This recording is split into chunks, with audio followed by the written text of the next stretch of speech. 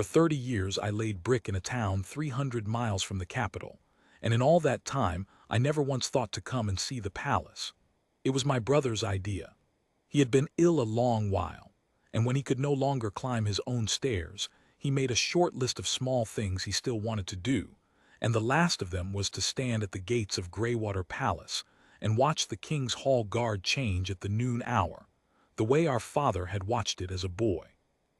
My brother did not live to make the trip, so I made it for him, on a cold, bright morning in the first week of spring, with his folded name in my coat pocket and a cheap phone in my hand that my daughter had taught me to use.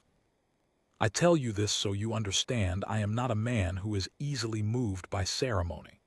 I have seen too many trowels of mortar set true to be impressed by polish for its own sake. But I will say what I saw that morning plainly, because I have thought about it every day since, and because I filmed the end of it without meaning to, and the filming is the only reason anyone believed me. The forecourt of Greywater Palace is a long apron of gray cobble behind tall iron gates, and along the inner wall the King's Hall guard stand their posts. They wear the deep wool tunics of the House of Aldermore, dark green faced with gray, tall fur caps, white gloves, the long ceremonial rifle held just so. There is a man at each box, and he does not move. I had read about that and not believed it. Then I stood 10 feet from one of them and I believed it. He breathed, I suppose, but I could not see him do it. The wind came off the river hard enough to make the flags above the gate snap like wet canvas, and his eyes did not so much as flick toward the sound. There was a stillness in him that was not the stillness of a statue. A statue is still because it is empty. This was the stillness of something full and held. That was the man it happened to, though I did not know his name then. None of us did. That was the whole point of it in a way. A foreign delegation had come to the capital that week. I had read about it on the train, some matter of treaties and trade, and the papers had been full of it.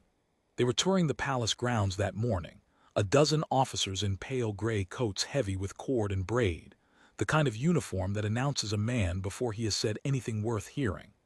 A pair of our own court officials walked them along the line of guards, the way you would walk visitors past a famous painting, with that soft murmuring pride. Most of the foreign officers nodded along and asked their quiet questions. One did not. He was a big man, broad through the shoulders, with a heavy jaw and the loud, easy laugh of a man who has spent his whole life being agreed with. The braid on his coat marked him a colonel. I would learn his name later. I will not dress it up now by giving it to you as though it mattered. He walked a half step ahead of the others, and he had the habit of speaking to the whole forecourt rather than to anyone in particular, so that everyone within 30 feet became his audience whether they wished it or not. They came to a plaque set into the inner wall. Our official slowed and read it for the visitors. It was a regimental honor, a bronze square gone dark with weather, and it marked a thing the King's Hall Guard had done in some old campaign on a ridge whose name I had never heard. The official said it with care.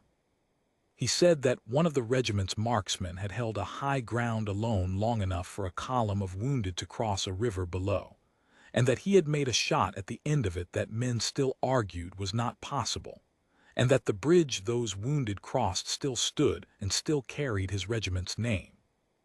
The colonel laughed. I remember the laugh because of how it changed the air in the forecourt.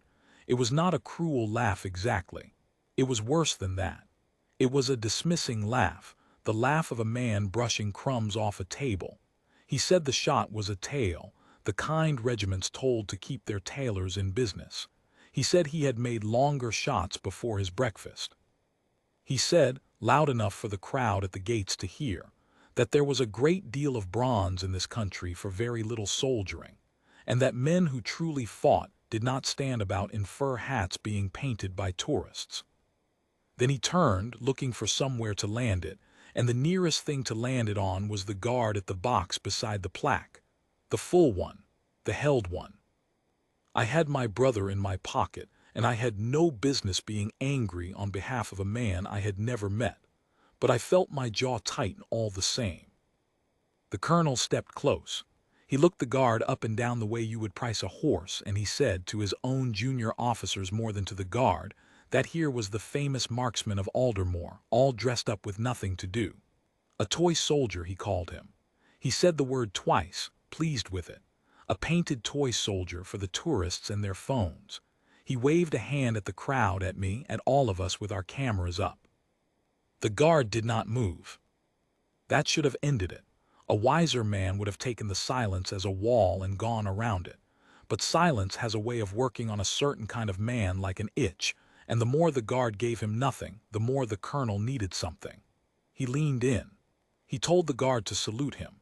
He said it the way you would say it to a recruit, flat and certain, expecting the body to obey before the mind had finished hearing. "Salute me, toy soldier," he said. The guard did not move. I have stood in front of men I was afraid of, and I have stood in front of men who were afraid of me, and I know the difference in how the body answers. The guard's body was answering nothing, and that is a harder thing than it sounds. There was a vein at his temple, I could see it, and there was a tightness at the corner of his eye that a statue would not have. He was not empty. He was choosing, second by second, to be still, and the choosing was costing him, and he was paying it without complaint. The colonel reached out and flicked the barrel of the guard's rifle with 2 fingers, a small thing, a schoolyard thing. He wanted the metal to swing, the gloved hand to twitch, the eyes to come down. He wanted to make the man flinch so that he could turn to his officers and the crowd and say, "You see, there is nothing under the hat." The rifle did not move because the hand did not move. The hand did not move because the man would not let it. The colonel flicked it again, harder, and said something about proving he was a soldier at all, about how a real fighting man would not let another lay hands on his weapon, about how this was what came of an army that fought with bronze plaques instead of bullets. By now the forecourt had gone the particular quiet of a crowd that knows it is watching something it should not be. The colonel's own junior officers had stopped smiling. One of them, a young one, kept glancing back over his shoulder toward the gate as if hoping someone would come and make this stop. Our court officials had gone pale and stiff, caught between protocol and decency, and protocol was winning, which is to say they were doing nothing. I had my phone up. I did not decide to film it. I simply had not lowered my arm. That was the moment the gate behind us opened. I felt the crowd turn before I understood why. A car had come along the avenue, and from it stepped an older officer in the same pale gray as the colonel, but worn differently, the way a coat is worn by a man who has had it a long time and means to keep it longer. His braid was heavier. His step was slower. He had the kind of face that had stopped needing to prove anything to anyone a great many years ago. The young officer at the gate snapped upright at the sight of him, and the word went down the delegation in a ripple, and I understood that this was the colonel's own commander, the general who led their whole mission, come to find his people. He came across the cobbles unhurried, and the colonel straightened and arranged his face into the bright readiness of a man about to be praised in front of strangers. He half opened his mouth to say something, some report of the morning, some joke about the toy soldier, I do not know. The general was not looking at him. The general was looking at the guard. He came on past the colonel as if the colonel were a lamppost, and he stopped in front of the box, and he looked up into that held, full, unmoving face for a long moment, and something went out of his own face that I can only call the years. He looked in that moment like a younger man remembering. The forecourt did not breathe. Then the general brought himself to attention, and he saluted. He saluted the guard, crisply, fully, the way a man salutes not a rank but a debt, and he held it. I heard him speak because I was close, though his voice was low and meant only for the man in the box. He said a name. He said Sergeant Brenner, and then he said the name of the ridge from the plaque, the high ground, the river, the impossible shot, and he said it not as a tale told to keep tailors in business, but as a thing he had been below on the day it happened, one of the wounded who had crossed that bridge while a single marksman held the whole top of the world alone. He said, "You came down off that ridge, and you never let anyone tell it. and I have spent 15 years wanting to thank the man who did it, and I find you standing agate." He held the salute until the guard at last moved. It was the smallest thing. The white glove came up, slow and exact, and the guard returned the salute, one soldier to another, and for a half-second his eyes came off the middle distance and met the general's, and there was a whole conversation in it that none of the rest of us were owed. Then the glove came down, and the eyes went forward again, and the man was a statue once more. I do not have words for the colonel's face. I have the film, and you can watch it, and even on the small screen you can see the thing fall through him. He had spent his whole career, by the general's own telling later, boasting that the marksman of Aldermore was a fairy story and that he himself could have made that shot blindfolded. He had said it at dinners and on ranges and to anyone who would hold still. And he had walked into that forecourt and found the man himself and called him a toy soldier and flicked his rifle to make him flinch. And the man had let him, because the man had nothing left to prove to a colonel and had known it from the first word. The general turned then and looked at the colonel, and he did not raise his voice. He did not need to. He said only that they would be leaving now and that the colonel would write a letter and that he would deliver it to the regiment himself. The colonel said nothing. There was nothing in him to say it with. He had spent it all on the laugh. The delegation filed out through the gate in a silence you could have leaned against. The young officer who had kept glancing back paused at the box and gave the guard a small, unschooled bow of his own, not a salute, just a young man not knowing how else to set something right, and then he was gone too. The noon hour came. The relief marched in, and the changing of the guard happened exactly as it has happened for 200 years. Drill and heel, and the long rifle shifted shoulder to shoulder, and the man stepped off his box and turned and marched away down the line as though the morning had held nothing in it at all. I watched him go.